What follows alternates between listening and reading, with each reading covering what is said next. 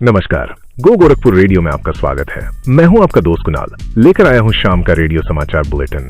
सबसे पहले जानते हैं आज दिन भर की सुर्खियां। गोरखपुर में दिन भर चली अवैध निर्माणों पर कार्रवाई। जीडीए ने कई प्लॉट और बाउंड्री वॉल को ध्वस्त किया। दीनदयाल उपाध्याय गोरखपुर विश्वविद्यालय में स्नातक और परास्नातक की 1400 सीटों पर एडमिशन के लिए स्पॉट काउंसलिंग की घोषणा। पिपराइच के एक शिक्षक को मिला राज्य अध्यापक पुरस्कार। वहीं 2800 से ज्यादा मुख्य सेविकाओं को मिला नियुक्ति पत्र। पूर्वोत्तर रेलवे ने नवीनीकृत वॉलीबॉल कोर्ट का किया उद्घाटन। खिलाड़ियों ने दिखाया बेहतरीन खेल का प्रदर्शन। और गोरखनाथ मंदिर में ब्रह्मलीन महंत दिग्विजयनाथ और अवेद्यनाथ की पुण्यतिथि के अवसर पर 7 दिवसीय कार्यक्रम का होगा आयोजन। इसके अलावा नौका विहार पर हुई गोलीबारी और लगातार हो रही साइबर ठगी के मामलों ने बढ़ाई चिंता। शुरुआत कुछ अच्छी और सकारात्मक खबरों के साथ करते हैं। पिपराइच ब्लॉक के पीएम श्री कंपोजिट पूर्व माध्यमिक विद्यालय के सहायक अध्यापक प्रमोद कुमार सिंह को राज्य अध्यापक पुरस्कार 2024 से सम्मानित किया जाएगा। उन्होंने अपने प्रयासों से विद्यालय में छात्रों की संख्या 50 से बढ़ाकर 500 से ज्यादा कर दी है। अधीनस्थ चयन सेवा आयोग द्वारा प्रदेश भर से चयनित कुल 2425 मुख्य सेविकाओं में से गोरखपुर की 75 महिलाओं को नियुक्ति पत्र मिला। मुख्यमंत्री योगी आदित्यनाथ ने लखनऊ में 21 को और गोरखपुर में कैबिनेट मंत्री डॉक्टर संजय निषाद सहित अन्य गणमान्य व्यक्तियों ने 54 को नियुक्ति पत्र प्रदान किए। पूर्वोत्तर रेलवे की महाप्रबंधक सौम्या माथुर ने केंद्रीय नियंत्रण कक्ष और सैयद मोदी रेलवे स्टेडियम में नए वॉलीबॉल कोर्ट का उद्घाटन किया। इस मौके पर एक मैत्री मैच में एनईआर की महिला टीम ने वीर बहादुर सिंह स्पोर्ट्स कॉलेज को 25-16 से हराया। महाप्रबंधक ने उम्मीद जताई कि भारतीय खिलाड़ी 2036 ओलंपिक में अपनी पहचान बनाएंगे। मैना देवी बालिका इंटर कॉलेज विलनपुर खत्ता सूरजकुंड में माध्यमिक विद्यालयों की मंडल स्तरीय बालक और बालिका तीरंदाजी प्रतियोगिता का शुभारंभ हुआ। खिलाड़ियों ने शानदार प्रदर्शन किया। अब बात करते हैं शहर के विकास और व्यवस्थाओं की। गोरखपुर विकास प्राधिकरण यानी जीडीए ने आज फिर अवैध निर्माणों पर बड़ा एक्शन लिया। चिलुआताल के जमुआड़ गांव में करीब 5 एकड़ भूमि पर की गई अवैध प्लॉटिंग और बाउंड्री वॉल को ध्वस्त कर दिया गया। जीडीए उपाध्यक्ष आनंद वर्धन ने कहा कि डूब क्षेत्र में अवैध निर्माण और प्लॉटिंग के खिलाफ ये अभियान लगातार जारी रहेगा। इसके अलावा जीडीए ने धर्मशाला बाजार स्थित त्रिवेणी अपार्टमेंट पर भी कार्रवाई की, क्योंकि उसके पास स्वीकृत मानचित्र नहीं था। जिला प्रशासन के निर्देश पर नगर निगम और यातायात विभाग ने संयुक्त रूप से पैडलेगंज से 4 फाटक ओवरब्रिज तक अतिक्रमण हटाओ अभियान चलाया। इस दौरान 8 ठेले और 4 काउंटर जब्त किए गए और 22,100 रुपए का जुर्माना भी वसूला गया।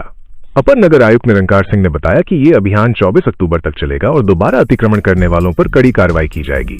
नगर निगम में इंटीग्रेटेड ग्रीवेंस रिड्रेसल सिस्टम यानी आईजीआरएस की समीक्षा बैठक में अपर नगर आयुक्त निरंकार सिंह ने शिकायतों को समय पर मार्क न करने पर नाराजगी जताई।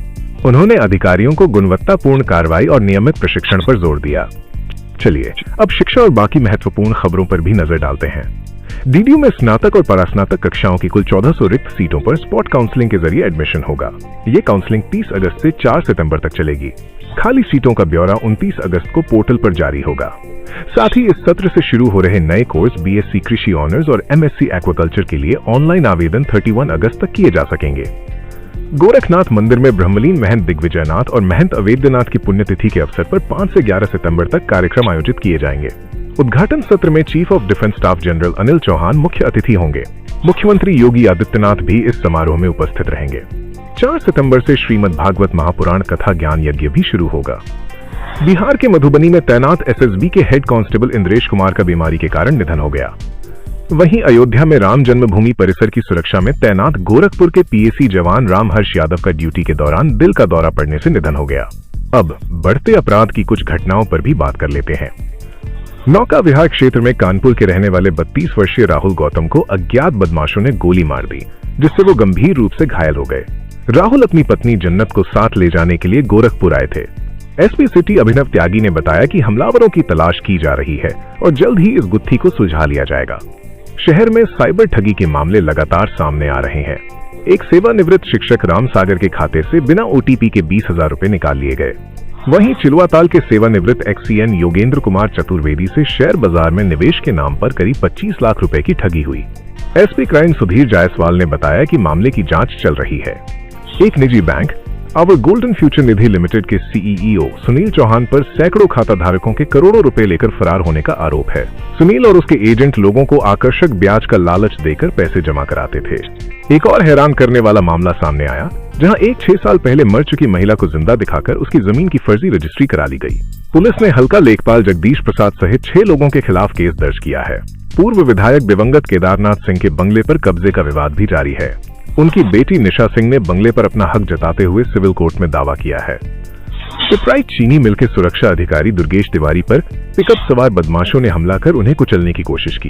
कैंपियरगंज में दयानाथ साहनी की खेत में करंट लगने से मौत हो गई, जिस पर उनकी पत्नी ने हत्या का आरोप लगाया है। गोला थाना क्षेत्र में संदीप यादव की मौत के मामले में भी उनकी मां ने हत्या का आरोप लगाया है। आम आदमी पार्टी के नेता कुंज बिहारी निषाद की पिटाई के आरोपी पिता पुत्र की तलाश में पुलिस मेहदावल पहुंची। पुलिस ने उनकी दुकान पर फरार अभियुक्त लिख दिया है। आम आदमी पार्टी ने दोषियों की गिरफ्तारी न होने पर राज्यव्यापी आंदोलन की चेतावनी दी है। इसी के साथ ये था शाम का रेडियो समाचार बुलेटिन। मैं कुणाल गोरखपुर रेडियो पर आपसे फिर मिलूंगा। तब तक के लिए नमस्कार।